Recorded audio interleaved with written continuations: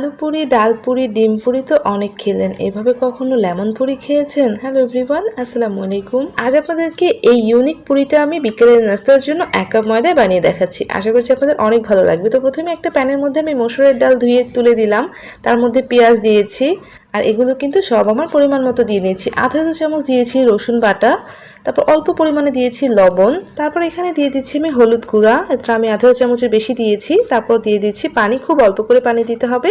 তারপর সামান্য একটু তেল দিয়ে দিলাম, ব্যাস। এইখানে খুবই অল্প করে মশলা দিতে হবে আর অল্প করে পানিও দিতে হবে, যাতে ডালটা সিদ্ধ হয়ে গলে না যায়। তো আমি অল্প পানি দিয়ে এখন ঢাকনা দিয়ে ঢেকে পানিটা একদম শুকিয়ে আসা পর্যন্ত রান্না করে নিচ্ছি। তো কিছুক্ষণ পর ঢাকনাটা খুলে দেখছি যে ডালটা সিদ্ধ হয়েছে কি না। ডালটা এখনও পুরোপুরি সিদ্ধ হয়নি, দেখতে পাচ্ছেন একটু পানিও রয়েছে। তো এখন আমি এর মধ্যে সামান্য একটু লাল মরিচের গুঁড়া দিচ্ছি। আপনারা চাইলে দিতেও পারেন, নাও দিতে পারেন। লাল মরিচের গুঁড়াটা দিলে কালারটা অনেক সুন্দর হবে আর একটু ঝালঝাল হবে। যেহেতু এখানে আমি আর তেমন কিছু ইউজ করব না, তাই আমি সামান্য একটু লাল মরিচের গুঁড়া দিয়েছি। আবার আমি ঢাকনা দিয়ে ঢেকে এখন বসিয়ে রাখছি যাতে ডালটা সিদ্ধ হয়ে আসে, পানিটা একদম শুকিয়ে যায়। তো পানিটা একদম শুকিয়ে গিয়েছে আর ডালটা সিদ্ধ হয়েছে, কিন্তু ডালটা কিন্তু একদম গলে যায়নি। তো ডালটা ঠিক এমন থাকতে হবে। তো চুলাটা আমি বন্ধ করে দিয়েছি, দেখতে পাচ্ছেন। তারপর এখানে আমি অল্প করে কাঁচামরিচ কুচি দিয়ে দিলাম। তারপর এখানে আমি অল্প একটু পরিমাণে চাট মশলা দিয়েছি, আপনারা ভাজা জিরার গুঁড়াও দিতে পারেন। তারপর দেখেন এখানে আমি দিয়েছি হচ্ছে বিট লবণ। এই বিট লবণ দেওয়ার জন্যই কিন্তু আমি লবণের পরিমাণটা অনেক কম দিয়েছিলাম, আর বিট লবণ দেওয়ার কারণে এটা একটা চটপটা ফ্লেভার পাবে। তো সব কিছু মিক্সড করে নামিয়ে রেখে দিচ্ছি ঠান্ডা হওয়ার জন্য। তো এখানে আমি একটা বাটির মধ্যে 1 কাপ ময়দা নিয়ে নিয়েছি, 1 চিমটি পরিমাণে লবণ দিয়েছি। যেহেতু পুরো লবণ থাকবে তাই লবণের পরিমাণটা একদম কম দিয়েছি। তারপর এখানে আমি 1 টেবিল চামচ সয়াবিন তেল দিলাম।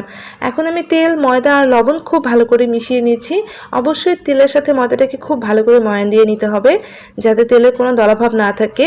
খুব ভালো করে হাত দিয়ে ঘষে ঘষে ময়ান দিয়েছি। আর যখন দেখবেন যে এরকম মুঠো করা যাচ্ছে আর ভেঙে দিলে এরকম ঝুরঝুর করে পড়ে যাচ্ছে, তখন বুঝতে হবে তেলটা ভালোভাবে মিশে গিয়েছে। এখন আমি অল্প অল্প করে পানি দিয়ে একটা খামির বানিয়ে নিব। খুবই অল্প করে পানি দিয়ে খামির বানাচ্ছি, কারণ খামিরটা একদম নরম হওয়া যাবে না, আবার অনেক বেশি শক্ত হওয়া যাবে না। আমরা যেভাবে পরোটার ডো করি ঠিক সেভাবে খামিরটা বানিয়ে নিতে হবে। তো অল্প একটু করে পানি দিয়ে আমি খামিরটা খুব ভালো করে ডোলে মথে নিচ্ছি। অবশ্যই ভালো করে মথে নিতে হবে। তো আমি মথে নিয়েছি, দেখেন খুব ভালো করে কিন্তু মথে নিয়েছি। আর মথে নিতে নিতে এটা একদম মসৃণ হয়ে যাবে। দেখেন ডোটা কিন্তু খুব বেশি শক্ত না, খুব বেশি নরমও না। এখন আমি এখানে সামান্য একটু তেল দিয়ে দিলাম, পুরো ডোয়ের গায়ে তেলটা লাগিয়ে নিয়ে এখন আমি ডোটাকে জাস্ট 15 মিনিটের জন্য ঢেকে রেখে দিব। এতে করে ডোটা আরও বেশি সফট হয়ে যাবে। তো এখানে দেখতেই পাচ্ছেন আমি লেবু পাতা নিয়েছি, একদম ফ্রেশ লেবু পাতা আমি খুব ভালো করে ধুয়ে নিয়েছি। আর এখান থেকে আমি 4-5টার মতো লেবু পাতা নিয়ে নিচ্ছি। প্রথমে 3টা লেবু পাতা নিয়েছি, আর এই 3টা লেবু পাতাকে আমি এখন সুন্দর করে ভাজ করে নিচ্ছি। আর ভাজ করে আমি কি করছি দেখতে পাবেন। তো এভাবে আমি ভাজ করে নিয়ে একদম ছোট ছোট করে ভাজ করে নিচ্ছি। এভাবে ছোট ছোট করে কেটে নিচ্ছি। আর কেটে নেওয়ার পরে দেখেন আমি আরও ছোট ছোট করে একদম চিকন চিকন করে লেবু পাতাগুলোকে কেচি দিয়ে কেটে নিচ্ছি।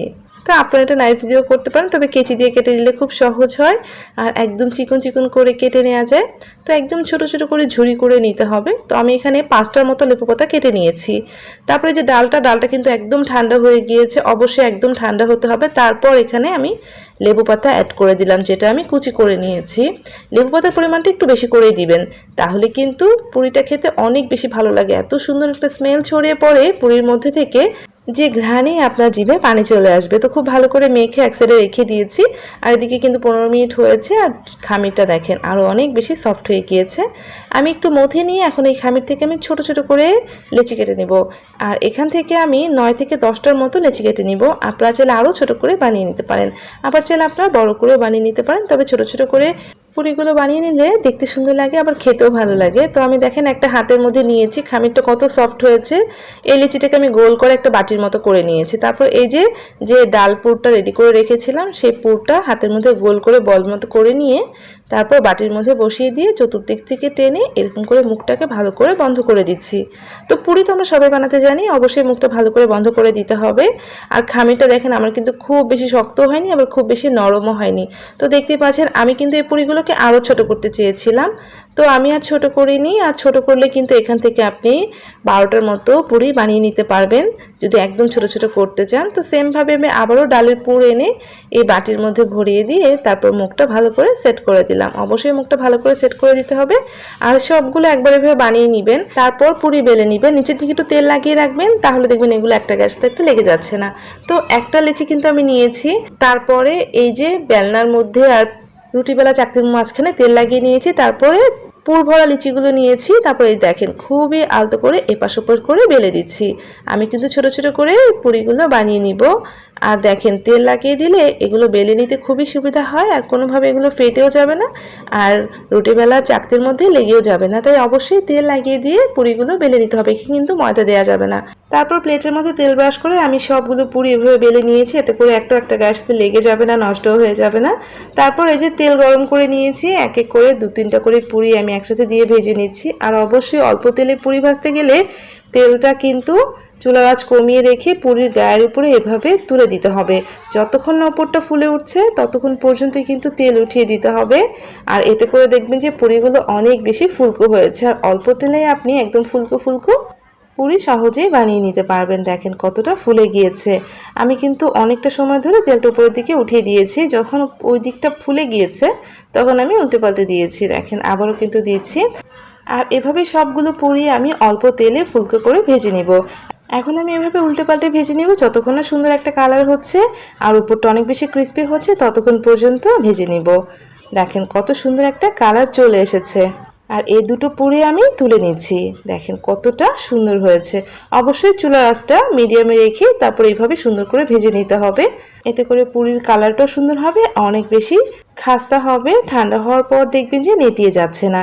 তো বাকি আমি আরও দুটো পুরি দিয়েছি, আর দুটোকে সেমভাবে দেখেন ভেজে নিয়েছি, উপরে তেল উঠিয়ে দিয়েছি।